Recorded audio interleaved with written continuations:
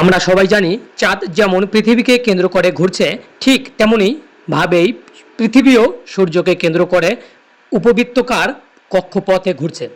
আর এইভাবে ঘুরতে ঘুরতে একটা সময় চাঁদ, সূর্য ও পৃথিবী একই সরলরেখায় চলে আসে। যখন এই সরলরেখায় আমাদের পৃথিবী চাঁদ ও সূর্যের মাঝে চলে আসে, তখন সূর্যের আলো পৃথিবীর কারণে চাঁদে পৌঁছাতে ব্যর্থ হয়। অর্থাৎ পৃথিবীর ছায়ার জন্য চাঁদে সূর্যের আলো পৌঁছায় না। আর আমরা সবাই জানি চাঁদের নিজস্ব কোনো আলো নেই। চাঁদ সূর্যের আলোয় নিজকে আলোকিত করে, কিন্তু পৃথিবীর বাধার কারণে চাঁদ যখন সূর্যের আলোয় নিজেকে আলোকিত করতে ব্যর্থ হয়, তখন কিছু সময়ের জন্য চাঁদকে অদৃশ্য মনে হয়।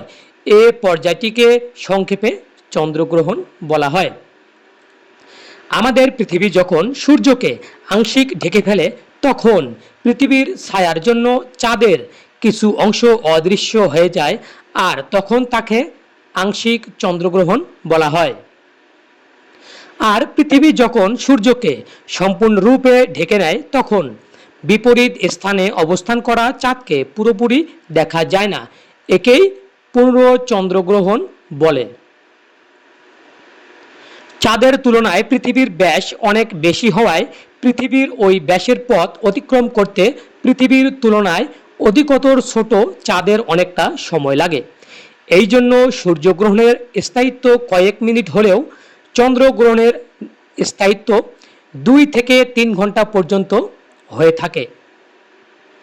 এখন অনেকের মনে প্রশ্ন জাগতে পারে, পূর্ণ চন্দ্রগ্রহণের সময় চাঁদ কেন রক্তিম বর্ণ ধারণ করে? পূর্ণ চন্দ্রগ্রহণের সময় চাঁদ পৃথিবীর মাঝখানে অবস্থান করে। তখন পৃথিবীর গাঢ় ছায়া চাঁদের উপর পড়ায় চাঁদ প্রায় অদৃশ্য হয়ে যাওয়ার কথা, কিন্তু তখনও সূর্যের আলো পৃথিবীর বায়ুমণ্ডলের জলীয় বাষ্প, ধূলিকণা ও গ্যাস দ্বারা প্রতিফলিত হয়ে চাঁদের উপর পড়ে। আর লাল বর্ণের আলোর তরঙ্গ দৈর্ঘ্য অন্যান্য বর্ণের আলোর তুলনায় বেশি হওয়ায় এটি সবথেকে কম বিচ্ছুরিত হয়। তাই ওই সময় সূর্যের আলো পৃথিবীর বায়ুমণ্ডলের দ্বারা প্রতিফলিত হয়ে লাল বর্ণের আলো চাঁদের উপর পড়ে, তাই চাঁদকে তখন লাল দেখায়। ধন্যবাদ সকলকে।